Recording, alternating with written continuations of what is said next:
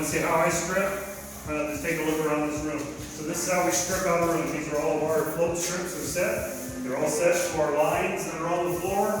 All of our walls are parallel with each other. Our wing walls that are 90 degrees are perfectly square. When we're all done floating, when we snap out our lines, whatever our cuts are at one end of the wall, they'll be the exact same cuts at the other end of the wall. So, we've taken the time, when we have your scratch coat, we want to make sure we give that a drink before we put our mud on it. We've given it a drink, so now let's put some mud on the wall.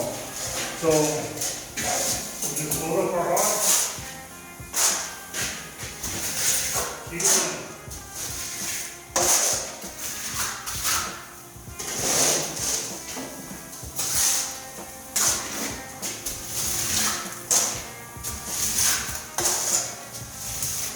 And it's almost more of a motion of using the hawk to put mud on your trowel than it is your trowel taking mud off your hawk. So however you want to look at it, you got to turn your hawk so you can get mud up on your trowel.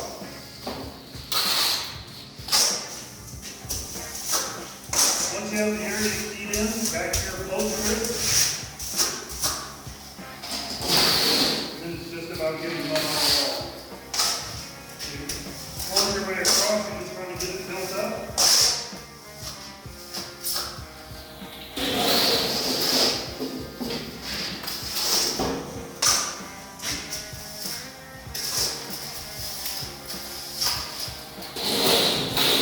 I know this is dead air time. I'm supposed to be doing something funny like telling a joke or something.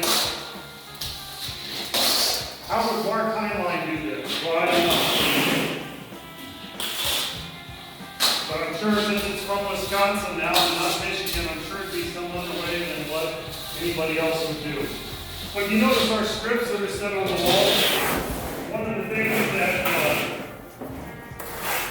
we have in California is redwood.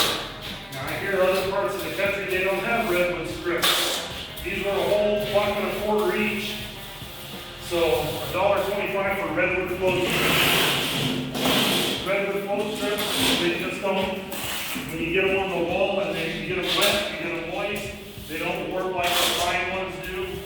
So it's nice to use redwood if it's at all available to you. And before you set your float strips for the first time, soak them down with water for a good 10 minutes before you put them in. Let it absorb that water. If you put it in the wall dry and you put it up there with that mud, as soon as they get wet with that mud, sometimes they'll curl and pull themselves out. We take our edge, our feather edge like this.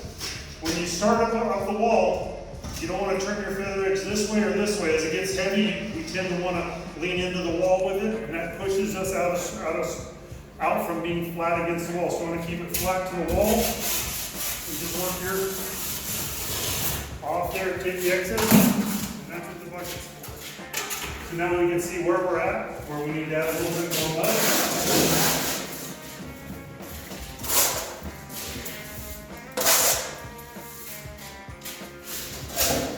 Roll a little bit more on the board.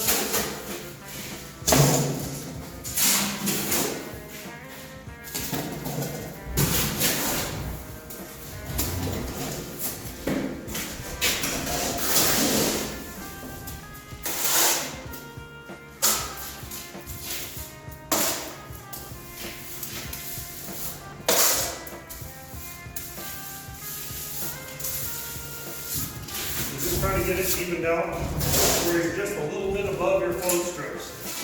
Back again like this. And as you cut back and forth, it tends to cut the mud off and not drag so much. Back in the bucket. You can see a few little extra spots there.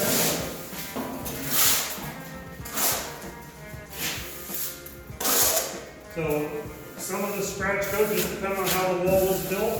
Sometimes it'll have differing thicknesses here on the wall, but you should aim to be on a wood stud wall like this. You should aim to be no more than 1.5 inches, which is a lot of mud to put on a wall. So